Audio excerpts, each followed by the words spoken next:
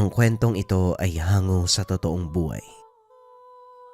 Mula ito sa isa nating kabayan na itago na lang natin sa pangalang Mon. Walang eksaktong taon, probinsya ng Siquijor. Raval, palagi mong tatandaan, mapanganib ang aral na taglay mo. Hindi ko ito itinuro sa iyo para manakit. Ang prinsipyo ng kaalamang ito ay umiikot sa balanse, kasamaan at kabutihan. Alinman sa dalawang sumobra ay makakasama. Wika ni Tandang Islaw. Ang lalim nun, tatang, pero nauunawaan ko po. At isa pa, wala naman sigurong dahilan para gamitin yung kaalaman ko sa hindi magandang gawain, di ba? Magulo ang mundong gusto mong puntahan. Ang syudad ay punong-puno ng taong mapagsamantala. Hindi man lahat, pero mag-iingat ka pa rin. At hanggat maaari, itago mo ang totoong kakayahan. Pasensya na po kayo, tatang, kung kinakailangan ko kayong iwan dito. Gusto kong hanapin yung sarili ko at malaman kung gaano kalawak ang mundo. Ayokong makulong sa apat na sulok ng tahanan, pati na rin sa gubat na to. May dahilan kung bakit tayo nandito. Alam mo yan. Pero kung nais mong mahanap ang sarili, sige, hinding-hindi kita pipigilan. Ngunit ito lang ang tatandaan mo. Kahit anong mangyari, wag na wag kang magpapasilaw sa kinang ng salapi. Teka, ano pong kinalaman nun sa gusto kong gawin, tatang? Malaki, Rabal. Hindi ka mabubuhay sa syudad kung wala kang pera. Hindi ko sinasabi na wag kang gagawa ng paraan para kumita dahil kailangan mo yon para mabuhay. Ang gusto ko lang ipaalam sa'yo, Opo, naiintindihan ko, tatang. Ang labis sa paghahangad ng kayamanan, kasakiman. Huwag kayo mag-alala dahil tatandaan kong lahat ng mga sinasabi nyo. Ito ang senaryo na paulit-ulit bumabalik sa panaginip ni Rabal. Nangyari ito 5 taon na ang nakakaraan nang umalis siya sa kandili ng kanyang guro na si Tatang Islaw. Isang ermitanyo na may kaalaman sa lahat ng aspeto ng lihim na karunungan, ngunit mas biyasa sa kaalaman ng pambabarang. Piniling manirahan sa kabundukan upang makaiwas sa mapanghusgang tingin ng mga tao. Sanggol pa lang nang mapulot ni Tatang Islaw si Rabal, hindi alam kung saan nagmula. Ang hinala ng matanda ay mula ito sa mga katutubo na naninirahan sa kabundukan. At dahil wala nang mag-aalaga, pinili ni Tatang Islaw na palakihin ito at ituring na sariling apo. Tinuruan ng lahat ng nalalaman hanggang sa magbinata. Lumaking mabuting tao si Rabal dahil na rin sa pangaral at paggabay ni Tatang Islaw. Bagaman hindi nagawang tumungtong sa paaralan, tinuruan itong magbasa, magbilang at magsulat. Nang mga panong ito para kay Rabal, ang kagubatan na ang kanlungan at nagsilbing palaruan. Kaya naman nasanay itong mamuhay ng walang modernong kagamitan. Mahusay sa pangangaso at kalaunan na batak ang pangangatawan dahil na rin sa kapaligiran. Matarik na bangin at gilid ng kabundukan ang inakyat nito araw-araw upang makahanap ng mga sangkap na ginagawang panghaplas ng matanda. Paminsan lang kung bumaba ng kabundukan para ilako sa bayan ang kanilang mga ginawang lana at iba pang halamang gamot na kinokolekta sa kabundukan. Dito na nagsimulang mamulat ang kaisipan ni Rabal sa buhay na nasa labas ng kagubatan, na siya namang naging dahilan para magpasyang hanapin ang sarili at alamin kung gaano kalawak ang mundo sa likod ng kakawiyang itinuring na tahanan. Nung una, nahirapan si Rabal dahil hindi ito sanay makipagsalamuha sa tao. Ilag ang binata sa lahat. Madalas itong nagtatago sa likod ng puno at sa tuwing may mga taong lalapit sa kanya, kusa itong umaalis. Sa pagtagal, Natutunan ng binata ang makibagay. Unang nakilala ay ang palaboy na paslit na nagngangalang Mon. Ito ang naging gabay niya sa bayan. Sa pamamagitan ng paslit, natutunan ni Rabal na makiangkop hanggang sa masanay na ito. At gaya ng sinabi ni Tatang Islaw, hindi madaling mamuhay sa syudad, lalo na kung wala kang pera. Sa tulong ni Mon, nakahanap ng mapapasukan ng binata. Ginamit nito ang pambihirang lakas ng pangangatawan sa pagbubuhat ng mga sako ng bigas. Hanggang sa isang kaganapan ang tumulak sa binata na gamitin ang mga nalalamang aral. Ito ay nang minsang pagdiskitahan siya ng mga nag-iinumang kalalakihan habang pauwi sa tinutuloyang barong-barong. Tahimik na naglalakad si Rabal nang batuin ito ng bote. Tinamaan sa ulo ang binata. Sinapo nito ang bahaging tinamaan at nang tignan ng kamay. Nanlaki mga mata ng binata. Unti-unting nakaramdam ng matinding galit. Habang naririnig ang tawanan ng mga taong nanakit sa kanya. Hindi na malaya ni Rabal. Nag-uusal na siya ng dasal. Mga orasyong itinuro ng matanda. Isa-isang naglabasan ang makamandag na insekto mula sa kanyang katawan. Gumapang ito sa mga walang kamalay-malay na kalalakihan. Nagsigawan ng mga ito habang pumapasok sa tenga, ilong, bibig, ang mga insektong isinugo ni Rabal. Hindi na makontrol ng binata ang galit. Kinuha nito ang basag na bote. Ginilitan ng leeg ang mga naghihingalong kalalakihan. Yan ang nababagay sa inyo. Masyado kayong mapanakit. Kahit wala namang ginagawang masama ang tao sa inyo. Wika ni Rabal habang naglalakad palayo. Hindi man lang binagabag ng konsensya si Rabal sa ginawa.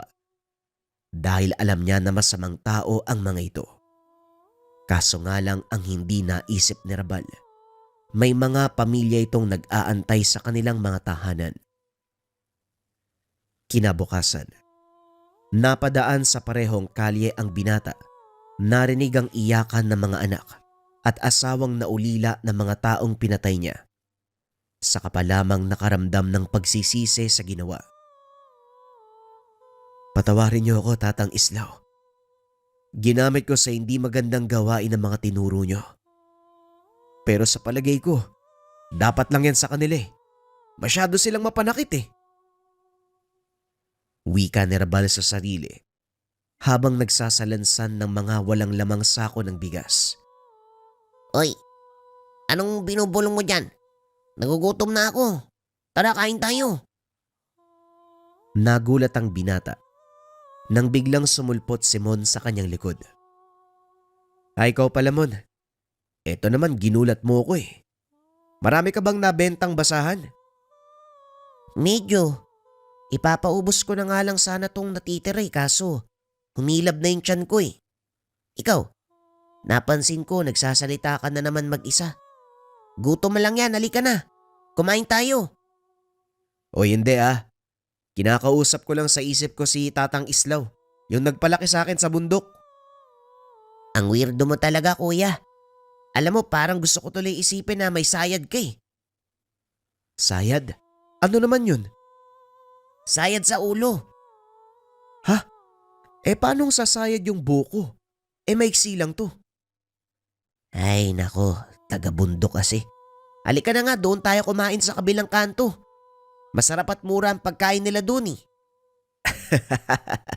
Binibiro lang kita, halika na. Gutom na rin ako eh.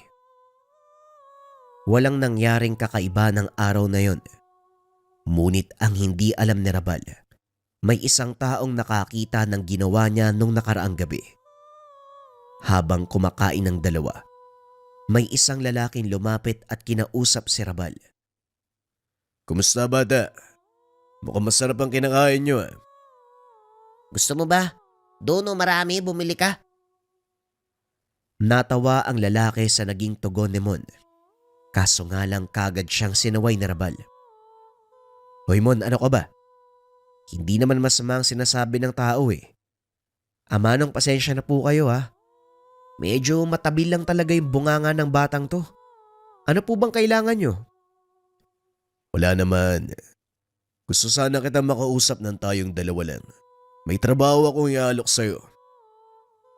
Trabaho? Kaso nagtatrabaho na po ako sa bigasan eh. Mas malaki ang kikitain mo dito. Pakinggan mo muna ang sasabihin ko bago ka magpasya. Sige po. Pero tatapusin ko muna yung pagkain ko ha. Baka gusto nyong sumabay. Hindi na. Busog pa ako. Pero magkakape na lang siguro ako habang inaantay kitang matapos. Sige po, kayong bahala ah. Mon, pagkatapos namin kumain, umalis ka muna ha. Ubusin mo yung natitira mong basahan para maaga tayo makauwi. Ako nang bahala sa hapunan mamaya. Sige Kuya Rabal, pero mag-iingat ka sa taong yan ha. Hindi ko gusto yung tabas ng mukha niya eh. Ano ka ba naman? Hindi mo ba kayang pigilan yung bunganga mo? Naku Manong, pasensya na po uli kayo ha. Ayos lang. Sanay ako sa mga batang kalye dito sa syudad. Sige na, ipagpatuloy mo na ang pagkain. Matapos kumain, kagad nang umalis si Mon. Naiwan ang dalawa sa mesa. Kinuha ng lalaki ang pagkakataon upang kausapin ng masinsinan si Rabal. Ang pangalan ko ay Erning. Nakita ko yung ginawa mo sa mga tambay doon sa kabilang kanto. Hindi ko alam na merong kagaya mong gumagala dito sa syudad. Sabihin mo sa akin, anong ginagawa mo dito? Natigilan si Rabal sa mga narinig. Nung una ay hindi ito nakapagsalita sa takot na baka pulis ang kaharap. Nang makitang natatakot ang binata, biglang tumawa ng malakas si Erning. Huwag kang mag-alala. Hindi ako pulis. At gaya ng sinabi ko sa'yo, may iaalok akong trabaho. Anong klaseng trabaho naman po yun? Magagamit mo ng husto ang kakayahan mo sa sinasabi kong trabaho. Bukod doon, kikita ka pa ng malaking halaga. Pasensya na po Manong, pero hindi ko gagamitin ang kakayahan ko sa pananakit eh. Hindi bali na lang po. Hindi ka naman mananakit ng mabuting tao. Gagamitin mo ang kakayahan mo para pigilan ng mga masasamang loob. Ayaw mo nun, magiging bayani ka. Masamang loob? Tama Rabal. Kailangan ko ang mga kagaya mo sa gawaing ito. Masyado nang marami ang mga kriminal. Kailangan na silang bawasan. Nako, mukhang mahirap yung gusto nyong mangyari ah. Delikado po ang kakayahan na meron ako eh. Hindi po pwedeng basta ko nalang gamitin. Nauunawaan kita. Pero isipin mo na lang yung kasama mong bata. Paano kung isang araw, siya naman ang maging biktima ng masamang loob at mangyari sa kanya nangyari sa'yo? Gusto mo ba yun? Huminga ng malalim si Rabal. Tinitimbang nito ang mga nangyayari kung sakaling pumayag sa alok ni Erning. Pasensya na po. Hindi pa ako makakapagpasya. Hayaan nyo, pag-iisipan ko ng mabuti. Walang problema. Kapag nakapag-desisyon ka na, hanapin mo lang ako sa lugar na ito. At nga pala, ano bang pangalan mo bata? Raval po. Pasensya na ha. Napaka walang galang ko talaga. Hindi man lang ako nagpakilala. Walang problema Raval. Sige na, mauna na ako. Matapos ang pag-uusap, umalis na si Erning. Bumalik naman sa trabaho ang binata. Binaliwala nito ang alok na trabaho dahil wala namang nakikitang problema sa lugar. Pagsapit ng hapon, habang nagsasara ang tindahang pinagtatrabahuan, nagulat si Rabal nang biglang sumigaw ang among babae. Nang silipin niya ito, dalawang nakamaskarang lalaki ang nakita sa loob ng tindahan. May hawak na patalimang isa at yung isa pa kinukuha ang lahat ng perang hawak ng amo. Nagmakaawa ito na wag patayin. Ngunit matapos kunin ang lahat ng ari-arian, nag-amba ng saksak. Kusang kumilos ang kamay ni Rabal. Itinuro nito ang isa sa mga kalalakian. Nanigas ang katawan. Unti-unting nabitawan ang hawak na patalim. Kasunod nito, ang paglabas ng mga alopihan sa lupa. Gumapang ang mga ito sa katawan ng dalawang lalaki. Isa-isang pumasok sa kanilang balat. Sumigaw ang mga ito habang naglulupasay sa sakit. Dali-dali namang hinila ni Rabal ang among babae na noon ay tulala pa rin dahil sa mga naganap. Dito na napagtanto ng binata. Laganap na nga ang kasamaan sa syudad. Matapos ang kaganapan, nagpunta ito sa lugar kung saan niya nakilala si Erning. Naupo ito sa parehong mesa. Laking gulat ng binata nang biglang maupo sa harap niya si Erning. Oh, nandito ka pala. Sa tansya ko, napag-isipan mo na ng mabuti ang alok ko sa'yo. May nangyari kanina sa pinapasukan ko eh. Kamuntikang patay na mga magnanakaw yung amo kong babae. Yan ang sinasabi ko sa'yo, Rabal. Laganap na ang masamang loob dito sa syudad. Ano, hahayaan mo ba sila na gawin ang bagay na yon? Mag-isip ka, maraming inosente ang masasaktan kung sakali. Ayoko nang maulit ang ganong pangyayari. Pumapayag na ako sa alok mo. Ano bang gagawin ko? Magaling, Rabal. Tama yan. Hindi simpleng bagay ang ipapagawa ko sa'yo dahil buhay ang pinag-uusapan dito. Pero isipin mo na lang ang mga taong maililigtas gamit ang kakayahan mo. Ibig sabihin, kailangan kong pumatay ng tao? Tama ka, Rabal. Pero masamang tao ang papatayin mo at ako ang magtuturo sa'yo kung sino sila. Bukas ng gabi, magkita uli tayo dito. Ibibigay ko ang pangalan ng unang masamang taong ililigpit mo. Bagaman kabado sa gagawin, sinunod ni Rabal ang utos ni Erning. Kinabukasan ng gabi, nagpunta ito sa sinasabing lugar. Naunang dumating si Erning. May kasama itong isa pang lalaki. Nakasuot ng magarang damit. Kaya alam ni Rabal na mayaman ito. Rabal, mabuti at nandito ka na.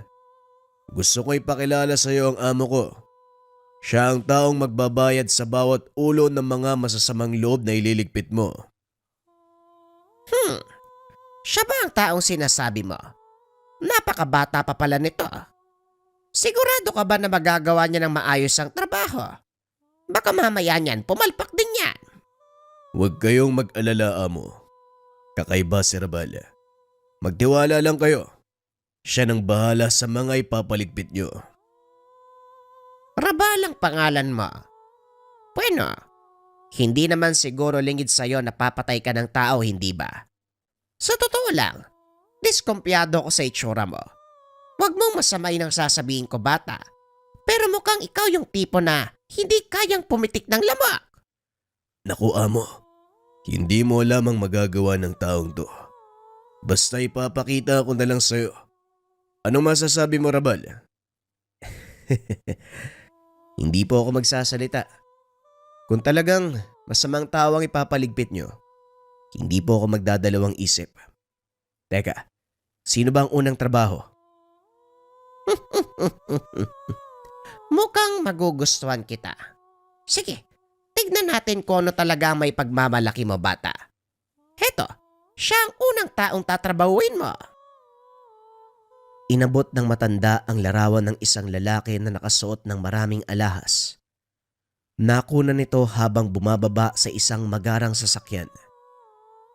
Ano naman po ang kasalanan ng taong to, Manong Erning? Ang taong yan ay isang kilalang negosyante. Nagpupuslit sila ng ilegal na droga sa syudad. At hindi lang yon, sila din ang responsable sa mga pagkawala ng kababaihan at kabataan. Dinudukot nila ang mga ito upang dalhin sa ibang bansa. Ipinagbibili ang mga babae at ang mga kabataan naman dinadala sa isang lugar upang kunin ang mga lamang loob. Ano? May ganitong klase ng tao pala dito sa lugar natin. Saan ko makikita ang isang to? Nakita mo bang malaking gusaling yon? Siya ang nagmamay-ari niyan tuwing gabi. Pumapasok siya sa gusali. Pero hindi mo basta malalapitan ang taong yan dahil maigpit ang mga bantay niya. Hindi ka rin makakapasok sa gusali kung hindi ka parokyano. Ako nang bahala doon, Raval. Anong kailangan mo? Wala na akong kailangan. Ang importante lang, makapunta ako kung nasaan siya. Mas malapit, mas maganda. Kayang-kaya ko siyang patayin. Nagtataka ako kung paano mong gagawin ang sinasabi mo. Parang gusto kong sumama. Pwede naman, Amo. Hindi ka naman kilala ni Remodor kaya maaari kang pumasok sa pasugalan. Sige, planuin nating mabuti ang gagawin. Hindi na kailangan, matatagalan tayo. Tara, pasukin natin ang gusali. Gusto ko ang siglang pinapakita mo, pero hindi kaya nabibigla ka lang. Hindi ako nabibigla o anuman. Hindi ba ito ang gusto niyong mangyari? Ano pang dahilan para patagalin niyo? Nagkatinginan ang dalawa nang marinig ang sinabi ni Rabal. Biglang nakaramdam ng kilabot si Erning dahil nakita na nito ang kayang gawin ng binata. Sige, kung yan ang gusto mo. Amo, pagkakataon mo na ito para masaksiyan ang kayang gawin ni Rabal. Ano sa tingin mo? O sige, mukhang mapapasabak ako sa sugalan ng di oras. Matapos ang pag-uusap, dumiretso sila sa kotse ni Celino. Hindi naman kalayuan ang gusali, kaya kagad silang nakarating. Bago bumaba, inabutan ni Erning ang binata ng bagong damit. Magbihis ka. Hindi ka makakapasok sa lugar na yon kung ganyan ang suot mo. Nagpalit ng damit si Rabal at habang nagbibihis ito, huminto sa harapan nila ang sasakyan ng taong pakay. Raval, yan ang taong pakay mo, si Remodor. Kung gusto mong tapusin ang trabaho ngayon, bilisan mo ng kumilos. Hindi ko kailangan magmadali. Kahit dito sa kinaroroonan ko, kaya ko siyang patayin. Sigurado ka ba?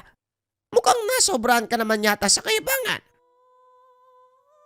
Hindi na nagsalita ang binata. Bumaba ito ng sasakyan. Naglakad papunta sa likod ng kotse ng taong pakay. Saktong pagbaba nito, sinadyang humarang ni Rabal sa dadaanan matapos ay nagkunwari na humingi ng tawad. Sinasabi ko na nga ba, puro salita lang yung bata mo, Erning. Halika na, umalis na tayo dito. Hindi, Amo. Halika. Sundan natin papasok ng gusali si Rabal. Naglakad papasok ang binata. Sinundan naman ito ng dalawa. Nakita nilang nakatayo lang sa sulok si Raval habang may kung anong ginagawa. Nakatapat ang isang kamay nito sa kanyang bibig at may binubulong. Matapos ay sinaboy nito ang kung anong hawak sa sahig. Napatingin si Raval sa kinaroroonan ni Erning. Ngumiti ng nakakaloko. Ano pang ginagawa niya? Aalis na si Remodor. Kumalma ka lang, Amo. Kanina pa nagsisimula si Raval sa trabaho. Nagsimula? Wala naman siyang ginawa. Binangga niya lang yung tao tapos sumingi ng tawad. Ngayon naman, tumatayo lang sa sulok habang nagbubulong ng kung ano. Siguradong niloloko tayo ng taong yan. Basta, Amo, magtiwala ka lang. Nakita ko na kung anong kaya niyang gawin. Mamaya lang malalaman mo. Ilang sandali pa ang nakalipas. Simula nang umakyat sa itaas na bahagi si Remodor. Ngunit nagkagulo na ang mga tauhan. Narinig nila Erning na tumawag ng ambulansya ang mga ito. Anong nangyari? Sabihin mo sa akin, Erning, anong ginawa ng binatang yon? Mamaya mo malalaman. Basta dito ka lang sa tabi ko. Magantay ng mga susunod na mangyayari. Itinuro nito si Rabal na noon ay nakatayo pa rin sa sulok. Maya-maya ibinaba na si Remodor. Buhat-buhat ito ng mga tauhan habang namimilipit sa sakit. Paulit-ulit na sumisigaw at saktong pag-apak sa unang palapag ng gusali, sumambulat ang tiyan nito. Naglabasan ang malaking uod, linta at bulate. Nagsigawan ang mga taong nakakita sa naganap. Dali-daling lumabas ng gusali ang mga ito dahil sa takot. Mabaging langit! Anong nangyari? Erning, mukhang umupa ka sa kampo ng demonyo. Hindi kampo ng demonyo si Rabal Amo, kung hindi isang batikang mambabarang. Ngayon, nakita mo na kung ano ang kaya niyang gawin. Anong masasabi mo? Wala akong masabi. Hindi ko alam kung anong sasabihin ko o mararamdaman. Wika ni Celino. Natagpuan nito ang sarili, nanginginig sa takot, habang nakatitig kay Raval na nooy papalapit sa kanya. Manong Erning, tapos na po tayo dito. Anong susunod na gagawin? Laking gulat nila. Biglang nagbago ang aura ni Raval. Maging ang boses nito ay bumalik sa normal. Sandali lang. Kailangan nating kumalma. Umalis muna tayo dito. Sa bahay ko, doon tayo mag-usap. Marami akong katanungan sa iyo, Raval. Mabilis na umalis sa mga ito. Walang nakaalam kung ano ang nangyari kay Remodor at kung sino ang may gawa ng pagkamatay. Pagdating sa tahanan ni Celino, hindi nito pinalampas ang pagkakataon. Sabihin mo sa akin, Raval, paano mo ginawa yon? At saan ang galing ang kakayahan mo? Siguro akin na lang po yun. Pasensya na kayo ha. Hindi maaaring sabihin kung saan ang galing ang kakayahan ko eh. Ayos lang ang mahalaga. Nagawa mo ng ganapang trabaho nang walang nakakakilala. Ito, tanggapin mo ang unang bayad. Nanlaki ang mga mata ng binata. Makapal na bugkos ng pera ang inabot sa kanya ni Celino. Gaya ng sinabi ko sa iyo, Rabal, kikita ka ng malaki. Makakatulong ka pa sa mga tao. Huwag kang mag-alala. Maraming trabaho para sa iyo. Magantay ka lang.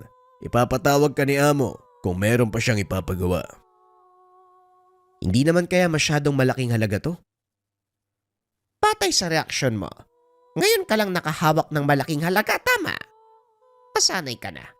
Dahil simula pa lang ito. O siya, magpahinga ka. Ipapatawag na lang kita para sa susunod na trabaho.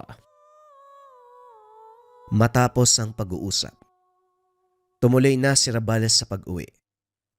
Pagdating nito sa maliit na barong-barong, nakita nito si Mon na nakaupo sa pintuan habang hawak ang isang balot ng pansit. Mon, pasensya ka na ha. Ginabi ko sa pag-uwi.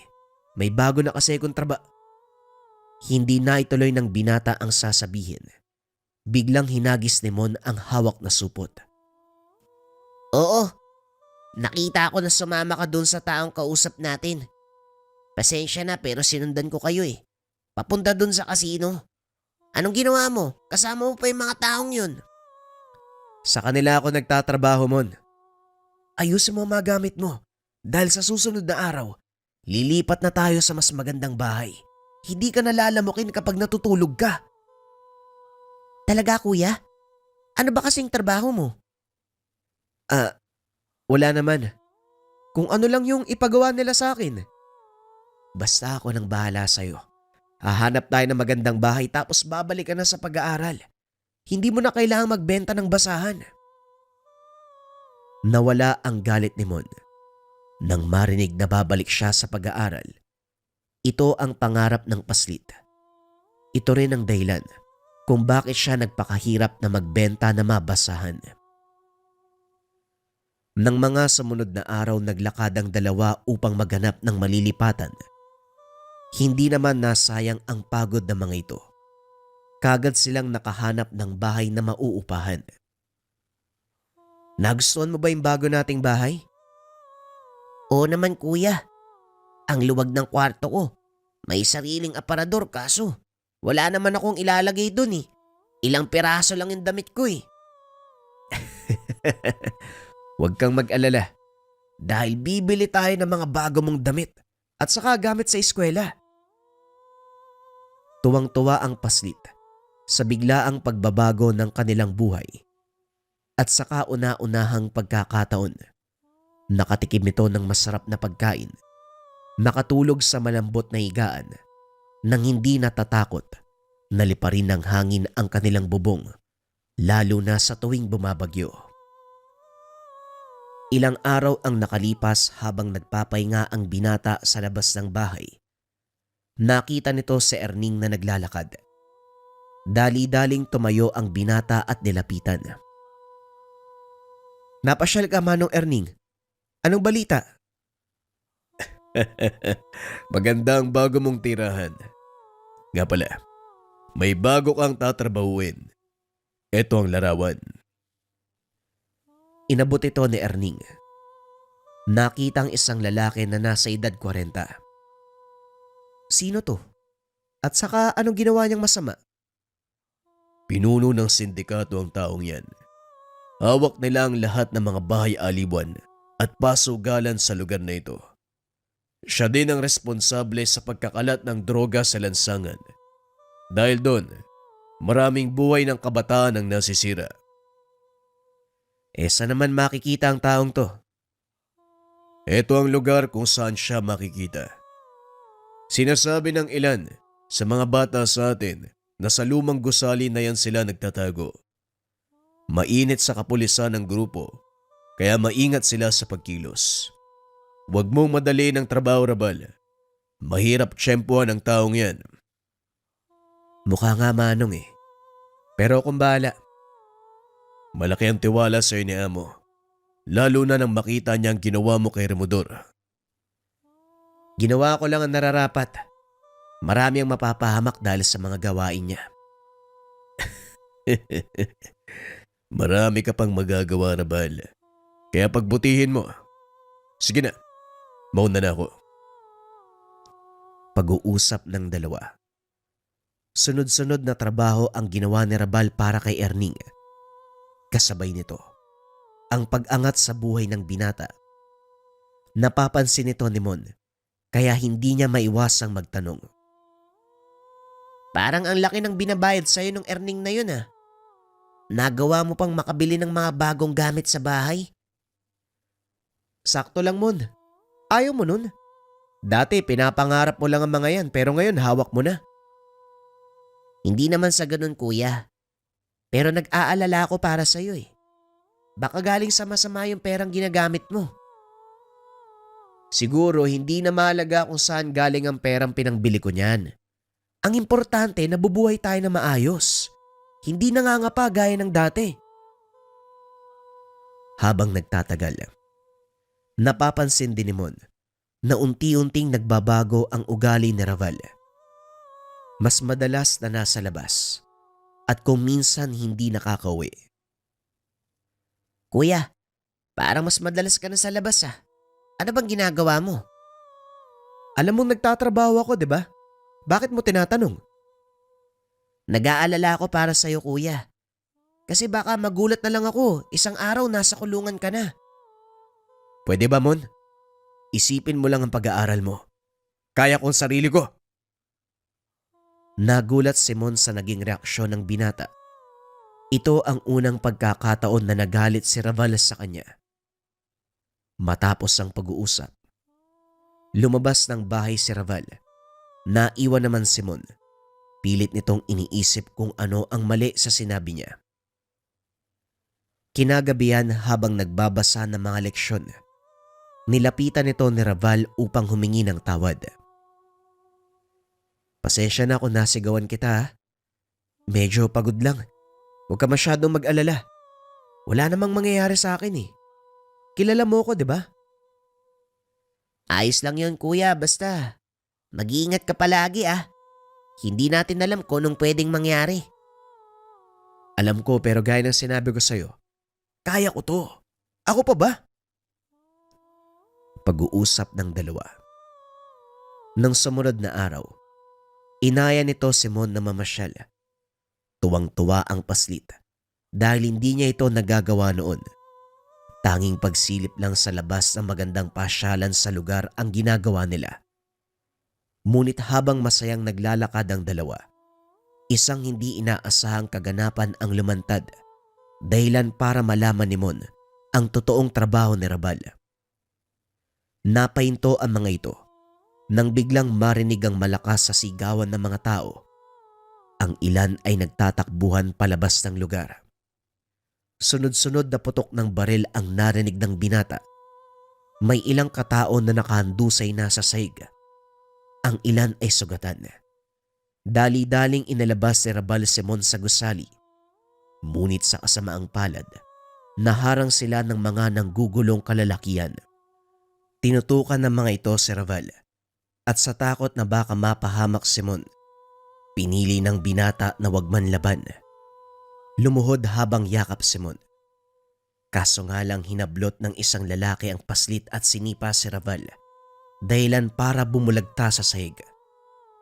Nakatitig lang ang paslit habang sinisipa ng mga lalaki si Rabal. Nagtataka si Mon dahil hindi man lang ito lumalaban. Kuya Rabal, lumaban ka naman. Huwag mo hayaang gulpihin ka ng mga yan. Alam kong kaya mo silang labanan. Sinampal ito ng isa sa mga kalalakian, dahilan para mawala ng malay.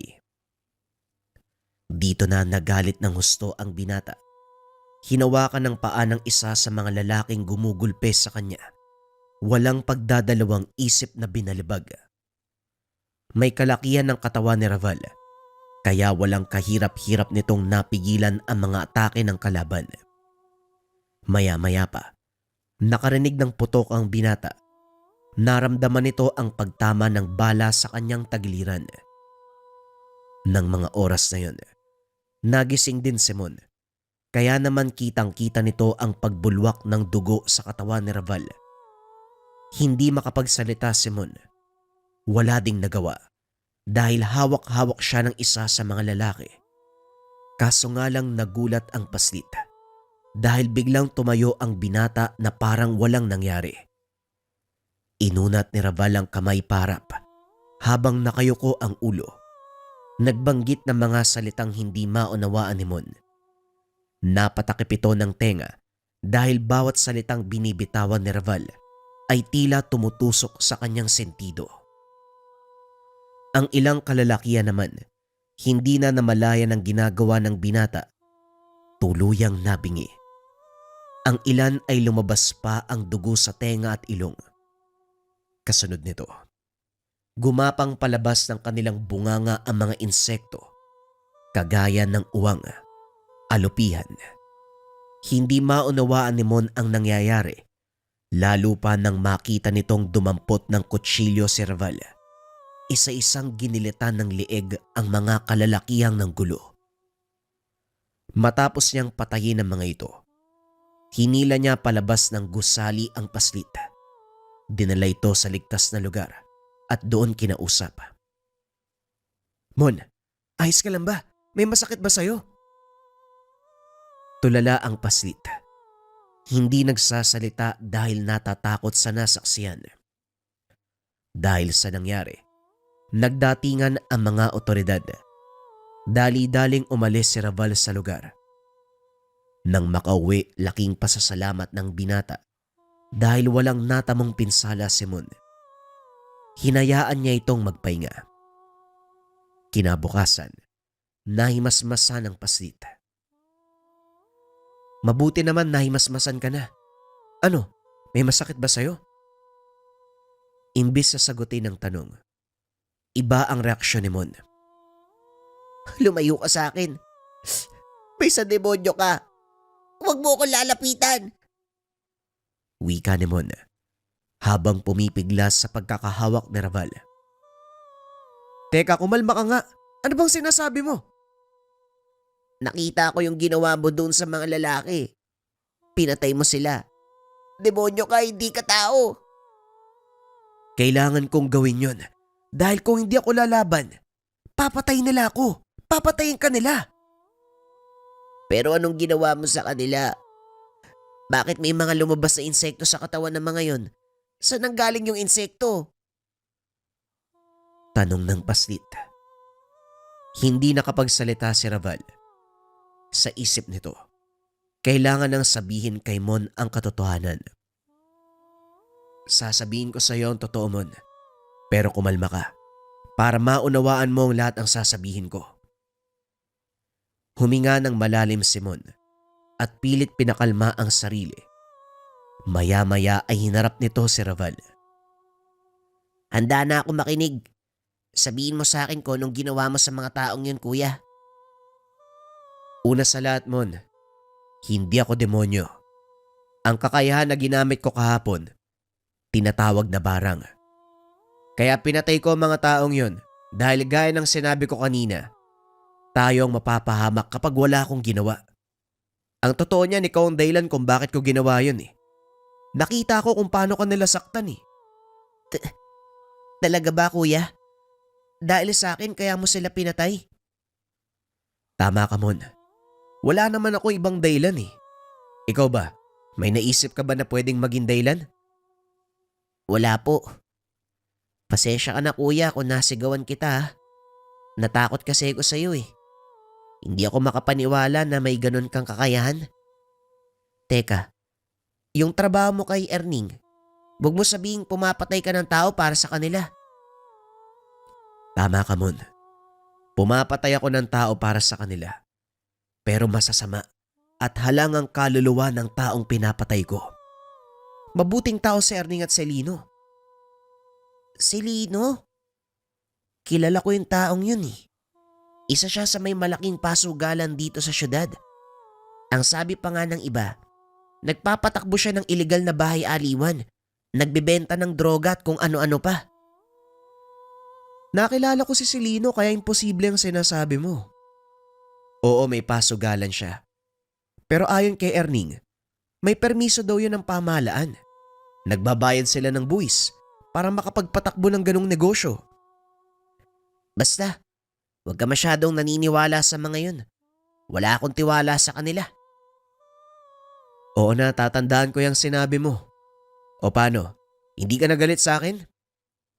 Hindi na. Natatakot lang ako para sa uri ng trabaho na meron ka. Baka sa uli ikaw ang singilin ng Diyos eh. Biglang natahimik si Raval dahil sa sinabi ng paslit. Naalala nito ang mga pangaral ng guro. Nang mga sumunod na araw, muling ipinatawag ni Erning at Celino ang binata. Mabuti naman at dumating ka, Raval. Pinatawag kita dito sa bahay ko dahil gusto kong ako mismo magsabi sa iyo ng susunod mong gagawin. Malaki ang pagkakasala ng taong ito. Hindi lang sa akin, kung hindi sa buong syudad. Inilapag ni Celino ang larawan ng susunod na tatrabahuin ng binata. Laking gulat nito dahil ang gustong ipaligpit ng matanda. Walang iba, ang alkalde ng bayan. Teka, hindi ba si Mayor to? Bakit papatayin yan? Kaya nang sinabi ko, malaki ang kasalanan ng taong yan, pati na rin sa taong bayan. Matagal niya nang ninanakaw ang kaban na nakalaan sa syudad. Anong ginawa niya sa inyo?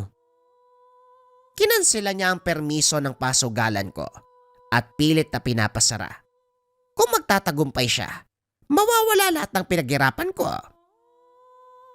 Pilit na pinapasara. Hindi naman siguro kikilos ng gano'n ng alkalde kung walang nakikitang mali. Sinasabi mo ba na nagsisinungaling ako, Raval? Hindi naman ho gano'n. Alam mo ang patakaran ko. Hindi ako basta pumapatay ng walang sapat na dahilan. At sa wari ko, mukhang personal ang galit mo sa kanya. Kung bakit gusto mong ipapatay ang taong yan. Biglang naglabas ng baril si Celino Itinutok sa ulo ni Rabal. Susundin mo ba ang pinapagawa ko? O hahayaan mong kumalat ang utak mo sa sahig? Mamili ka, Rabal. Madali akong kausap. Hindi nagsalita si Rabal. Maya-maya bumukas ang pintuan at pumasok si Erning. Nanlaki mga mata ng binata dahil kasama si Mon. Amo, nandito na. Raval, nandito ka rin pala. Saan ka ba nanggaling? Naunahan ka pa ni Rabal. Ngayon tatanungin uli kita. Gagawin mo ba ang utos ko? O papatayin ko ang batang to? Walang yaka, Celino. Huwag mong idamay ang bata dito. Alam kong hahantong tayo sa ganito, Rabal. Naniniguro lang ako na hawak namin ang huling alas mo. Ano? Tatanggi ka pa rin ba? Sige, gagawin ko ang pinag-uutos nyo. Pero sa isang kondisyon. Papakawalan nyo si Mon. Gagawin lang namin ang sinasabi mo kapag tapos na ang trabaho. Huwag kang mag-alala. Babayaran pa rin kita. Kuya, tulungan mo ko. Ayoko pang mamatay. Hindi ka mamamatay, Mon. Sige, susundin ko ang sinasabi mo. Siguraduhin mo lang natutupad ka sa pangako mo. Oo naman. Sige na, lumakad ka na. Dali-daling umalis si Raval. Kaya nitong patayin ng dalawa sa pamamagitan ng taglay na kakayahan. Mas pinili ng binata na wag itong gamitin dahil maaaring madamay si Mon. Naalala nito, kamunti ka nang mamatay ang paslit sa nangyaring pagsalakay. Ilang araw pa lang ang nakakalipas. Habang naglalakad palabas ng tahanan si Rabal, sinundan nito ni Erning. Pasensya ka na, Rabal, ha? Hindi ko alam na ito yung plano ni Amo. Ang sabi niya sa akin, kailangan daw pumunta ng bata dito sa bahay dahil meron siyang ibibigay bilang tulong. Hindi ko talaga naisip na gagawin niyang pain si Mon. Huli na, Erning, pero nauunawaan kita. Kagaya ko, sumusunod ka lang din sa utos ng amo mo. Pero sasabihin ko sa'yo, ito na ang huling trabahong gagawin ko para sa kanya. Hindi ka basta makakaalis kay Celino, Raval. Masyadong malawak ang koneksyon ng taong yun. Kayang-kaya kanyang hanapin. Kahit gaano pa karami ang koneksyon niya, hindi ako natatakot. Matapos makipag-usap, umalis ang binata. Ipinagpatuloy nito ang trabaho. Kinagabihan pinunta nito sa tahanan ang alkalde para isagawa ang pinag-uutos si Celino. Ito na ang huling beses na papatay ako ng tao gamit ang kakayahan na itinuro mo, Tatang. Pagkatapos ito, babalik na ako sa bundok. Nagkamali ako ng pasya. Tama ka, Tatang Islaw. Talagang lalamunin ka ng ambisyon dito sa syudad. Kung nakinig lang sana ako sa'yo noon, hindi na sana hahantong pa sa ganito ang lahat. Wika ng binata sa sarili habang ginagawa ang utos si Celino. Ilang sandali pa ang nakalipas. Natapos na ang gawain. Bumalik ito sa tahanan ni Celino. Bit-bit ang ulo ng alkalde. Pagdating sa lugar, hinagis nito ang sako na may laman na ulo. Nagawa ko na ang gusto mo. Ilabas mo si Mon. Magaling. Sa wakas tapos na ang problema ko sa alkalde. Wala nang magpapasara ng pasugalan. Wala na ring asungot na manggugulo sa mga operasyon ko. Erning, ilabas mo ang bata. May isang salita ko, Raval. Ito na ang kabayaran sa serbisyo mo. Hindi ko kailangan ng pera. Pakawalan mo si Mon. Yun lang ang gusto kong kapalit. Yun naman ang napag-usapan eh. Pahala ka. Sayang ang perang to. Sige na. Hayaan na ang bata, umalis na kayo. Sadali lang, huwag kayong lalayo ah. May isa pa akong gustong ipatumba. Pero sa susunod na. Hindi na. Ito na ang huling trabaho na gagawin ko para sa'yo. Tapos na ako dito, Celino. Hindi yun ganong kadali, Rabal. Subukan mong tumakas. Tignan natin kung makalabas ka sa bayang ito. Marami akong galamay. Kayang-kaya kitang ipapatay. Sa tingin mo, hahayaan kitang mangyari yun? Wika ng binata sabay labas ng tahanan. Habang naglalakad, kinausap nito si Mon. Aalis tayo dito, Mon. Uwi tayo sa bundok kung saan ako nanggaling. Mas ligtas ka doon eh. Walang hahabol sa atin.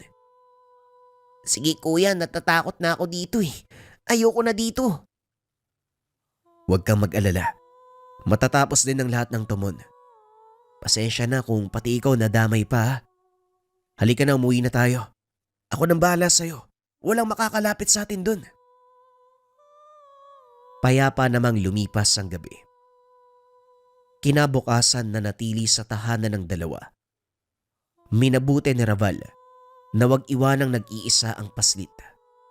Dahil alam niya anumang oras, maaaring dumating ang mga tauhan ni Celino. Ilang araw ang lumipas, tila hindi na nagparamdam si Celino. Maging si Erning ay hindi na rin nagpakita. Nakampante si Raval na hindi na sila hahabulin ng mga tauhan nito. Kaya naman nagpa siya ang binata na umalis na at umuwi ng kabundukan. Sa kasamaang palad, habang nag-aayos biglang nakarinig ng ingay si Raval. Nabasag ang salamin sa silid ni Mon. Nanlaki ang mga mata ng binata dahil granada ang dahilan ng pagkabasag. Dali-daling niyapos ni Raval ang nooy natutulog pang si Mon para protektahan ito sa pagsabog. Matapos ay lumabas si Raval upang tignan kung sino ang naghagis ng granada. Kaso nga lang hindi nagawang abutan. Alam ng binata kung sino ang may gawa. Kaya naman hindi ito nagdalawang isip na puntahan si Celino. Ngunit bago pa man ito tumuloy sa binabalak, minabuti ng binata na dalhin sa ligtas na lugar ang paslit. Bumiyahe pa uwi ng kabundukan. Laking gulat ni Tatang Islaw nang makita ang binata.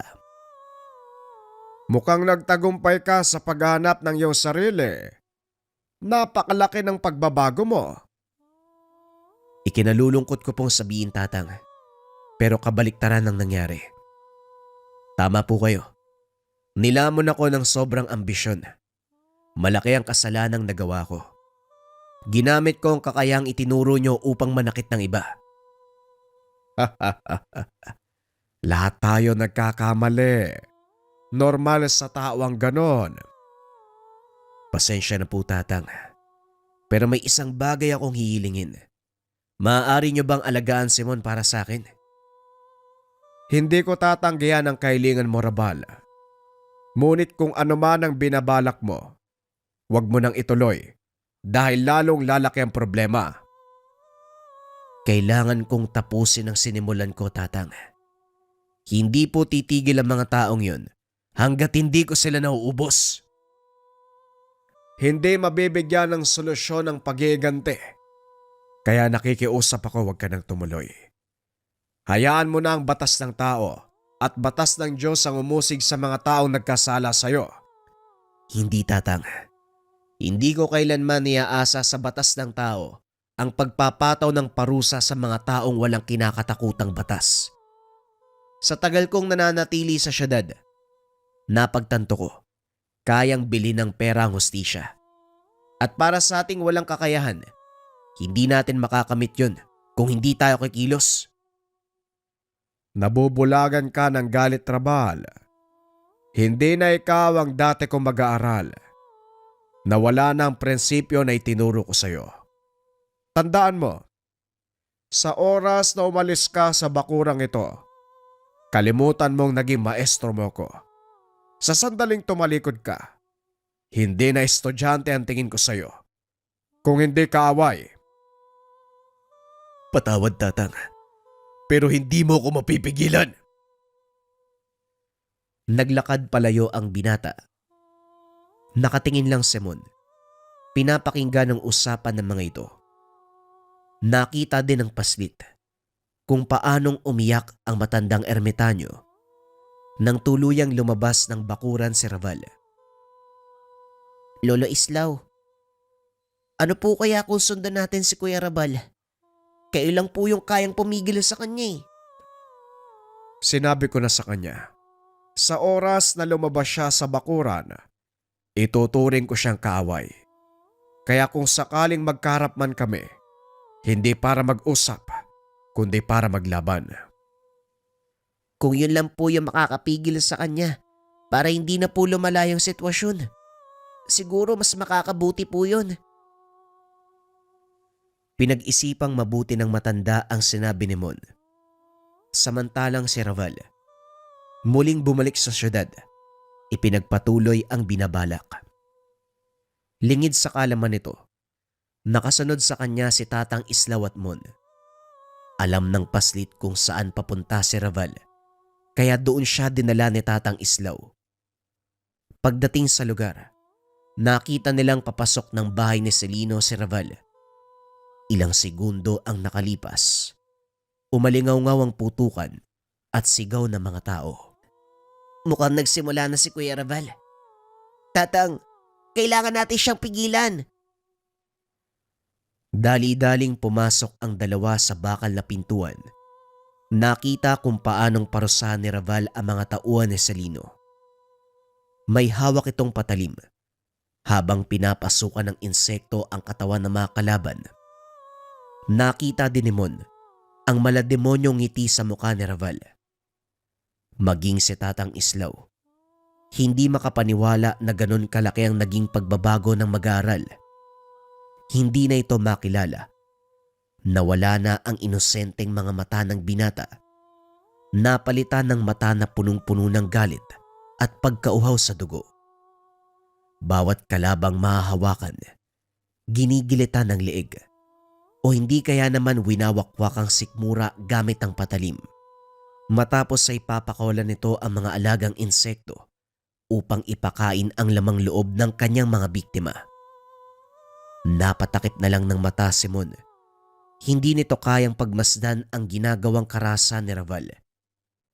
Maging ang paslit, hindi makapaniwalang magagawa ito ng napakabait na tao. Anong ginawa ko? Bakit hinayaan kitang masadlak sa ganitong kalagayan? Bakit hinayaan kitang maging halimaw, Raval? Patuloy sa pagkitil si Raval hanggang sa wala nang natira maging si Erning at Celino. Hindi nito pinalampas. Sa kabila ng pagmamakaawa ni Erning, tinuluyan niya ito. Sa pagkakataong iyon, alam ni Tatang Islaw na hindi na si Raval ang binatang kaharap. Tuluyang sinakop ng kadiliman ang pagkatao ng dating mabait at masunuring mag-aaral. Mon, patawarin mo ko. Kung kailangan kong gawin ang bagay na ito, wala na akong maisip na paraan. Alam kong mahalaga sa'yo si Raval. Ngunit hindi na siya ang dati nating nakilala. Naunawaan ko po, Lolo Islaw. Kuya Rabal, kung naririnig mo ko, gusto ko magpasalamat sa lahat ng tulong mo. Kung hindi dahil sa'yo, wala ako sa kinaroroonan ko ngayon eh. Masakit man sa akin na makita ka sa ganitong kalagayan. Pero wala akong magagawa para tulungan ka. Patawarin mo ako, kuya. Mahina ako eh. Pero nangangako ako, hindi ko sasayangin ang panibagong buhay na binigay mo sa akin. Paalam, Kuya Rabal. Sige na, Lolo. Gawin niyo na po. Maging si Tatang Islaw, hindi mapigilan ang sarili sa pag-iyak. Siya ang nagpalaki at nag-aruga sa binata, kaya mahirap din para sa kanya ang naging pasya. Kaso nga lang ito lang ang naisip na paraan para mailigtas si Raval mula sa kamay ng demonyo. Patawad, Raval. Alam kong hindi mo ginustong maging ganito. Kasalanan ko ang lahat. Dahil hinayaan kitang umalis sa pangalaga ko. Huli na para sisihin mo pa ang sarili mo, Tatang Islaw. Eto na ako. Isang nilalang na kinasusuklaman ng lahat. Isang halimaw na hayok sa dugo. Hindi ko na mababago ang pagkataong ito. Kaya nga nandito ako para iligtas ka. Sa tuluyang pagkalunod sa apoy ng impyerno. Sa palagay ko, hindi mo na magagawa yun, Tatang. Maliban na lang kung papatayin mo ko. Pero ang tanong, kaya mo bang patayin ang batang pinalaki at inaruga mo? Hindi na nga ikaw ang batang inalagaan ko noon. Demonyo ka. Isa kang halimaw. Itinaas ni Tatang Islaw ang hawak na tungkod. Nagbitaw ng malalakas sa dasal. Naglabasan sa lupa ang malalaking uwang na gumapang papunta sa katawan ni Raval. Sa kabila ng kanyang kalagayan, patuloy pa rin siya sa pagtawa. Ganyan nga, tanda. Patayin mo ang mahal mong mag-aral. Nabigo ka. Hindi mo ko nagawang pasunurin sa yapak mo. Isa kang malaking talunan, Tandang Islaw. Isa kang talunan. Patawad, Raval. Mahal kong estudyante. Binigo kita. Paalam. Ikinuyom ng matanda ang kamao. Binalot ng mga makamandag na insekto ang katawan ng binata. Unti-unting nawala ang boses hanggang sa tuluyang maubos ang laman at buto na lamang ang natira. Napahagulgol si Tatang Islaw. Hindi nito matanggap ang kabiguan. Hindi niya nagawang isaayos ang buhay na mag-aral. Matapos ang kaganapang iyon, muling bumalik ang matanda sa kabundukan kasama si Mon at ang mga bangkay ni Raval. Ibinaon nila ang mga ito sa mismong lugar kung saan napulot ni Tatang Islaw ang nooy sanggol pa na mag-aaral. Bakit po dito nyo binaon yung katawan ni Kuya, Lolo? Dito ka napulot ang Kuya Raval mo. Natatandaan ko pa noon, malakas ang ulan eh. Ngunit napakalakas ng pag-iyak niya. Kaya narinig ko mula doon sa kabilang bahagi. Siguro kung hindi umalis si Kuya Raval sa lugar na to, hanggang ngayon buhay pa rin siya. Ito ang tatandaan mo, Mon. Lahat na nangyayari ay may dahilan. Maging ang pinakamasakit na kaganapan sa ating buhay. At isa pa, hindi naman talaga nawala si Raval eh, dahil nandito ka. Hindi ba? Inalay ng Kuya Raval mo ang buhay niya para mailigtas ka. Oo nga po, at bilang pagtanaw ng utang na loob, pagbubutiin ko po yung pag-aaral. At nangangako po ko na kailanman, hindi ko gagamitin sa kasamaan.